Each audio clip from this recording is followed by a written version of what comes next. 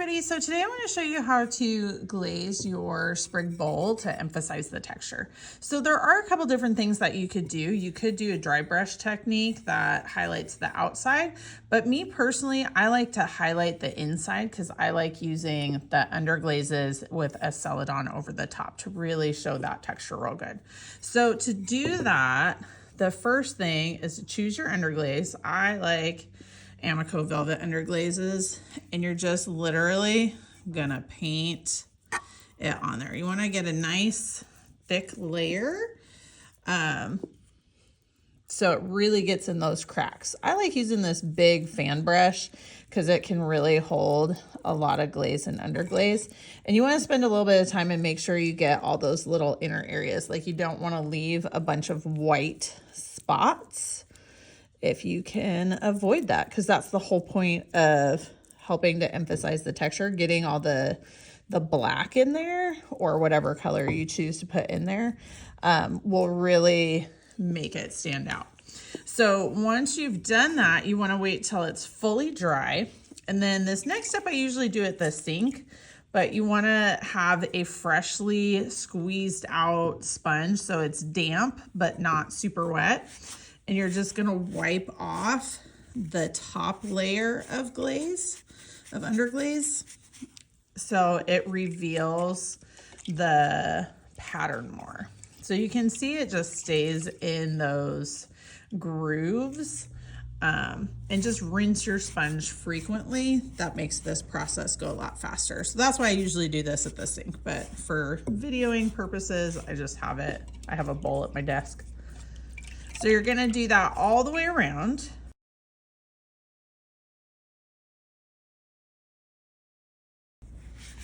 Okay, make sure that if you have these like kind of smeary parts, try to get the clean part really clean, right? So rinse off your sponge frequently.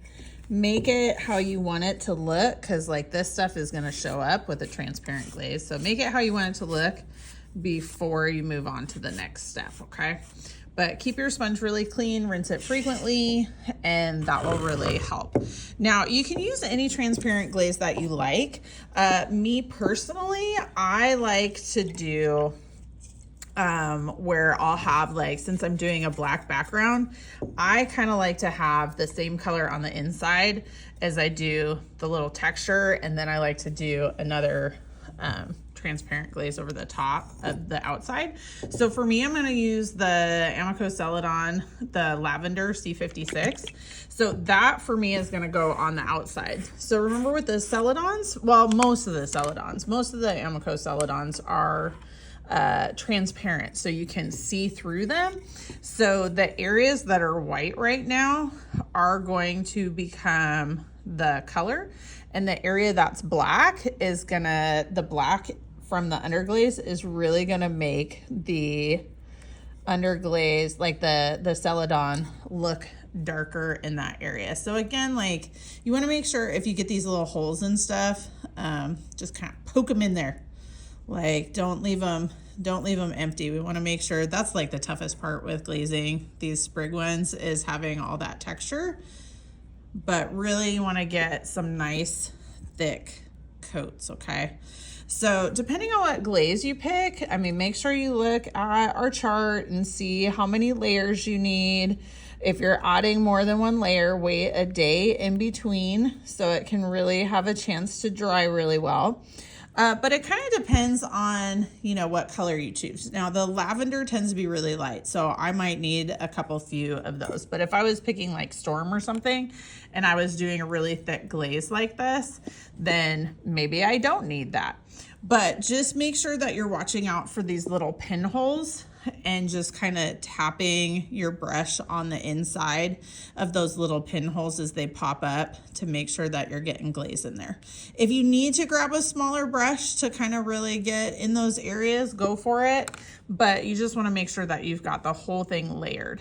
So this layer, the actual glaze, we are not going to wipe back. We're just going to leave it, right?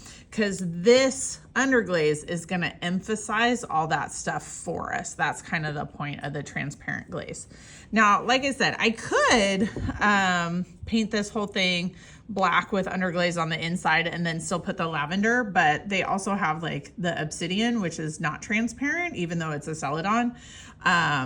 I'm just going to use that one on the inside because I'm just making it black, and this is really good black. But I do generally put at least 2 layers of this one just to make sure it's nice and even.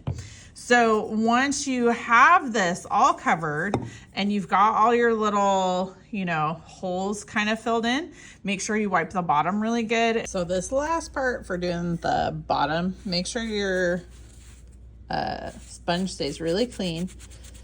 Rotate it a lot, and then when it gets full, make sure you rinse it out again. And then always, always, always squeeze all of the water out, right? So once you're done wiping off the main part where you can see a clean edge all the way around when you set it down, this is what I'm talking about. If there's just a little bit of glaze in these dots, like if your texture has just a little bit of glaze in there, that's okay. If there's just a tiny bit of glaze right here because it's a texture, that's okay. It's just, you got to make sure that you can clearly see the clean spot all the way around on the bottom. All right, happy making. Thanks, everybody.